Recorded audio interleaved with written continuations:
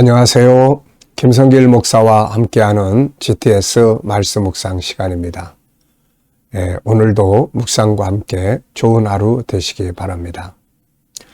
오늘은 5번째 주간의 셋째 날 묵상입니다. 오늘 묵상의 주제는 숨겨진 비밀 찾기가 되겠습니다. 우리가 살아가는 이 세상은 우리가 아는 것보다 모르는 게 더 많고 또 우리가 사용하는 방법보다는 사용하지 않은 방법도 더 많죠. 영적인 것들도 우리가 아는 부분보다 모르는 부분이 더 많습니다. 그래서 항상 예수님 말씀처럼 우리는 내가 알지 못하는 숨겨진 것들을 또 찾고 두들기고 이렇게 해야 되겠죠. 그래서 이 숨겨진 것들을 찾기 위해서 필요한 게 질문입니다. 그래서 좋은 질문을 통해서 내가 새로운 것들을 발견하고 또 알지 못했던 것들을 찾게 되고 더 변화와 발전을 만들어갈 수가 있게 됩니다. 오늘로 먼저 본문에서 숨겨진 것 찾고 내 삶에서 또 다른 방법들 또 더 좋은 길들을 찾아갈 수 있는 좋은 하루 되시기 바랍니다. GTS 묵상은 매일매일 지속되는 역동성 있는 은혜의 삶 그리고 현장에서 삶의 변화와 발전 그리고 우리 아이들은 재능 개발과 학습 발전을 위해서 만들어졌습니다. 신앙이 신앙으로 끝나지 않고 신앙이 삶의 현장을 변화시키고 발전할 수 있게 하는 거죠. 자, 이렇게 하기 위해서 5-7+2라고 하는 구조가 들어있습니다. 5는 그림을 분석하고 7은 7가지 주제입니다. 매일매일 그 주제를 따라 생각하고 살아보고 또 7가지 주제를 합치면 독서 나눔, 또 학습 나눔, 삶을 컨설팅할 수 있는 좋은 도구가 됩니다. 자, 오늘도 그림 정리부터 하겠습니다. 자, 이 그림을 보면은 예수님께서 팔을 쫙 벌리시고 비가 오는데 그 팔 아래서 두 사람이 그 비를 피하는 이런 장면을 보게 됩니다. 그리고 글씨가 주 안에 있는 나에게 딴 근심 있으랴 이 내용이 이렇게 뒤집혀 있는 그런 모습이네요. 자, 이 그림을 보시면서 제목을 하나 정해 보시고요. 또 의미들을 적어 보시기 바랍니다. 저는 제목을 주 안에 있는 자의 행복 이렇게 적었고요. 의미를 예수 안에 있는 자는 안전하다. 예수님과 함께 가면 승리한다. 예수님의 정신을 따라가면 성공하게 된다. 이렇게 적어봤습니다. 예수 안에 있는 자가 안전하고 예수님과 함께 가면 승리하고 예수님의 정신을 가지면 성공을 하게 되는 거죠. 자, 분석해 보겠습니다. 눈에 보이는 부분은 우선 예수님 양팔을 벌리시고 그 아래에 있는 두 사람 쏟아지는 비 옆에 있는 식물들 그리고 이렇게 거꾸로 되어 있는 글씨들입니다. 쏟아지는 길바닥도 있고요. 자, 보이지 않는 부분에는 우선 예수님의 마음 양팔을 벌리시고 두 사람을 이렇게 팔 아래 비를 가려주신 주님의 마음 사랑 또 주님의 팔 아래에서 보호받는 자 두 사람의 마음 그리고 이들이 느끼는 행복감과 안전함 그리고 또 이 일의 이 사건의 결과 그리고 여기는 또 어느 장소인가.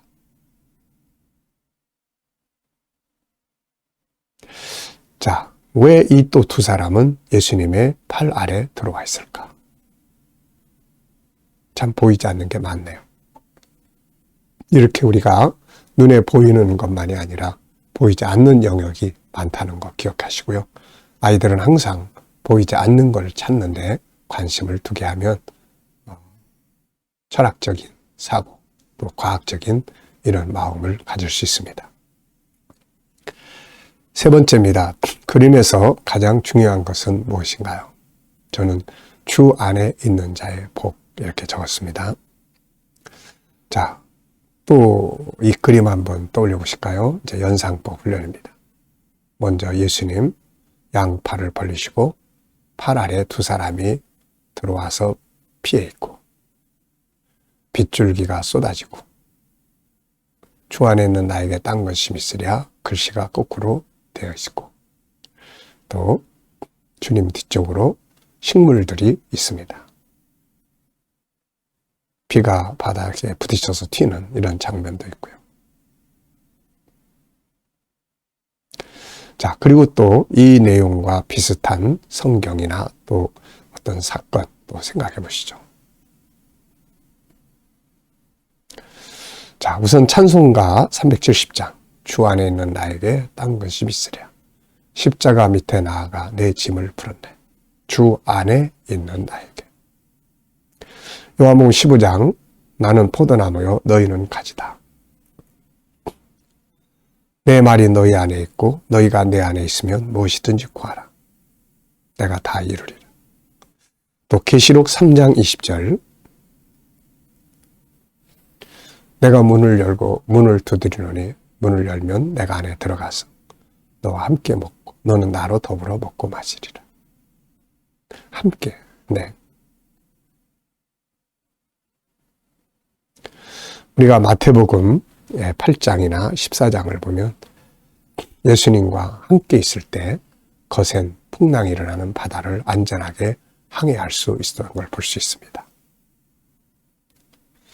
자, 상상력 키우기입니다. 이 그림을 가운데 두시고 앞에는 어떤 그림을 그리면 좋을까요? 앞에는 예수님이 없는 이 두 사람이 비를 쫄록 맞고 가는 그림. 현재는 예수님이 나타나셔서 대신 맞아주시고 이 두 사람을 양팔 벌려서 비를 피하게 해주시는 장면. 다음번의 그림은 햇빛이 내려지고 해가 떠서 비가 그치고 예수님과 손잡고 함께 빛 가운데 걸어가는 장면을 그려보면 좋을 것 같습니다. 자, 미래를 어떻게 살고 싶은가요? 그렇다면 지금 무엇을 해야 할까요? 오늘도 미래 비전 한번 또 생각해 보시기 바랍니다. 자, 요한복음 1장 41절로 46절 또 읽어보겠습니다.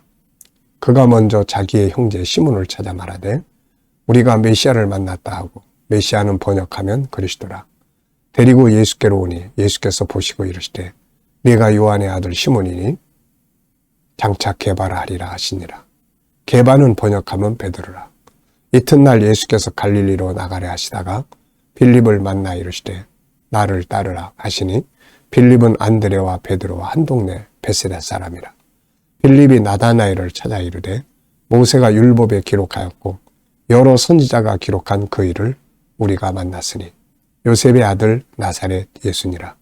나다나엘이 이르되 나사렛에서 무슨 선한 것이 날 수 있느냐. 빌립이 이르되 와서 보라 하니라. 아멘. 자, 또 감사한 거 적어보겠습니다. 어제 하루 잘 지내셨나요? 보내시면서 또 감사했던 것들 한번 쭉 적어보시고요. 또 오늘 하루 또 진행하시면서 시작하시면서 또 감사할 일들 한번 적어보십시오. 그리고 미래를 또 생각하시면서 감사하고 싶은 일들, 나의 비전이 이루어지는 날을 생각하면서 또 감사할 것들 적어보시기 바랍니다. 자, 1번입니다. 본문을 보면서 느끼는 것은 무엇인가요? 숨겨진 의미, 이런 것들을 찾아보는 거예요.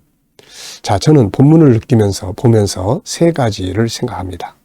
첫째, 먼저 우리가 주님을 만나야 한다.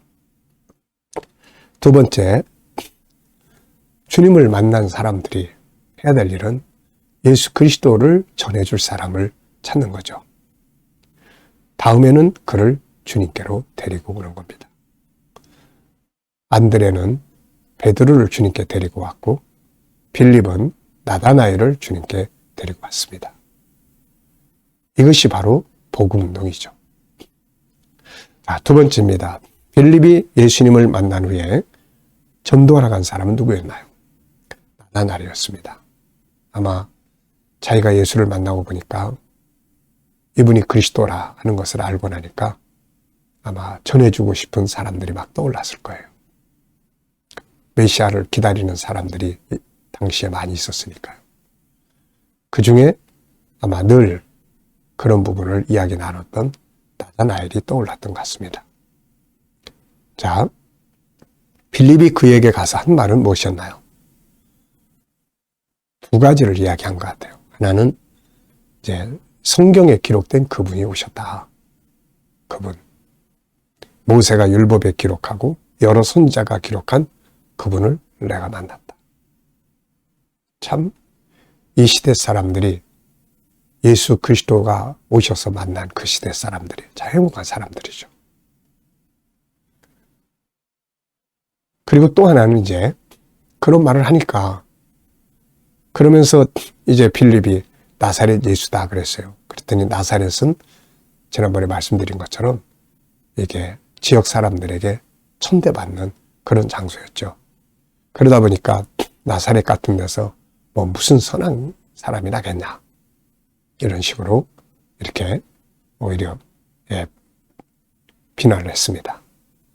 그랬더니 이제 그때 빌립이 한 말이 와보라. 네가 직접 와서 와봐라. 만나봐라. 그래서 데리고 오는 장면을 이제 보게 됩니다.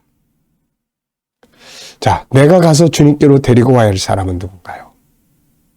내 형제, 내 가족, 내 친구, 내 이웃, 함께 살아가는 사람들. 물론 한 번 왔다가 안 오는 사람들도 많고 또 온다고 해놓고 오지 않는 경우도 많고 오라고 그래서 딱 와가지고 믿고 바로 주님의 제자로 살아가면 참 좋겠는데 그렇지 못한 경우들도 많죠. 그렇다고 해서 실망하거나 낙심하지 말고 우리는 항상 이 자세로 살아가야 합니다. 오늘도 우리 주변을 둘러보면서 내 형제 가족들을 생각하면서 주님께로 돌아와야 될 사람들을 한번 생각해 보시기 바랍니다. 질문 만들기입니다. 질문이 없으면 답을 찾지 못하고 변화와 발전도 만들어낼 수 없어요. 네, 질문을 만들 때는 왜, 무엇을, 어떻게, 만약 빌립이 나다나엘에게 가지 않았더라면 나다나엘은 어떻게 되었을까? 만약 안드레가 자기 형제 베드로를 예수님께로 데리고 오지 않았다면 베드로는 어떻게 됐을까? 네, 만약. 네. 그러면 질문이 만들어져요. 그리고 생각하지 못했던 것들을 또 생각을 많이 하게 됩니다. 자, 42절은 데리고 예수께로 오니 예수께서 보시고 이르시되 네가 요한의 아들 시몬이니 장차 게바라 하리라 하니라. 게바는 번역하면 베드로라. 네. 이 말씀을 질문으로 만들어 보십시오. 저는 예수님이 베드로의 이름을, 시몬의 이름을 게바, 베드로라고 바꾸신 이유는 무엇이었을까? 본래 이름은 시몬인데 왜 게바, 베드로라는 이름?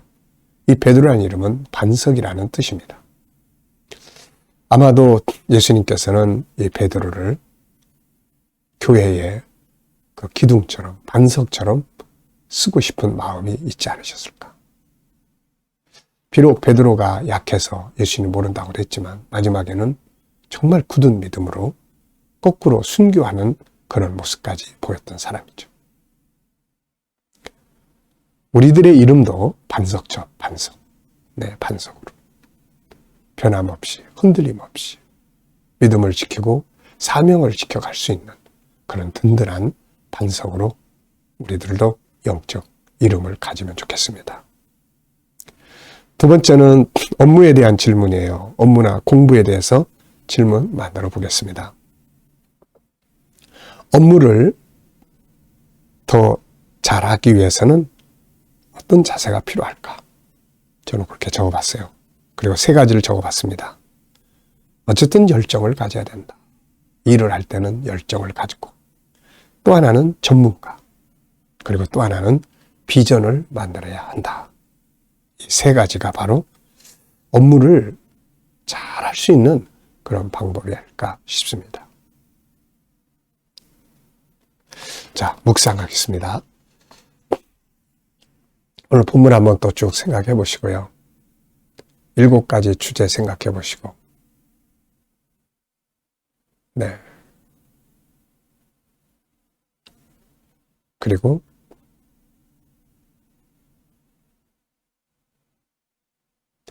또 내 삶의 현장, 오늘 누구를 만나고 어디를 가시고 무엇을 하고 어떤 문제를 해결해야 되는지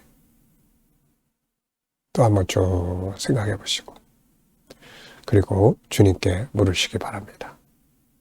주님, 오늘 이 사람 만나면 제가 무슨 말을 해야 되나요? 오늘 이 일을 해야 되는데 어떤 자세로 하면 좋을까요? 오늘 이 문제를 해결해야 됩니다. 주님이라면 어떻게 하시겠습니까? 오늘 사용한 말씀은 무엇인가요? 사용해야 될 주제는 또 뭔가요? 한번 쭉 떠올려 보시고요. 주님께 물으시고 그리고 기다려 보시기 바랍니다. 그러면 주님이 주시는 어떤 말씀, 그리고 또 확신, 감동이 있죠.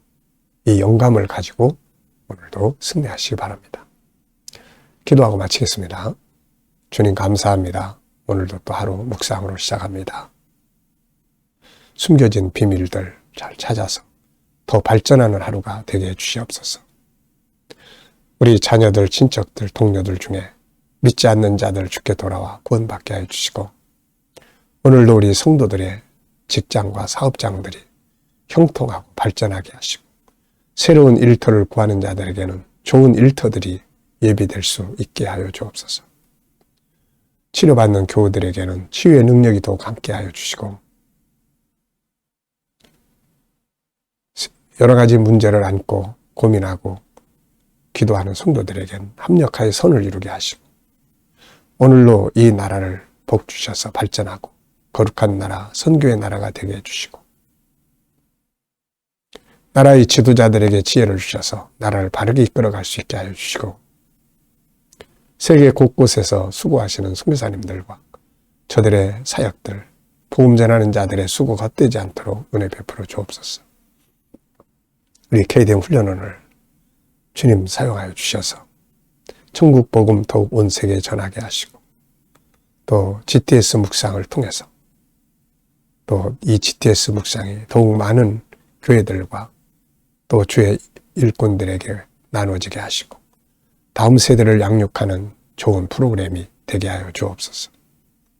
GTS를 함께하는 우리 아이들, 영감이 풍성하고 지혜가 넘쳐서 세상의 아이들보다도 뛰어난 삶을 살도록 은혜 베풀어 주옵소서. 감사하며 예수님의 이름으로 기도하옵나이다. 아멘.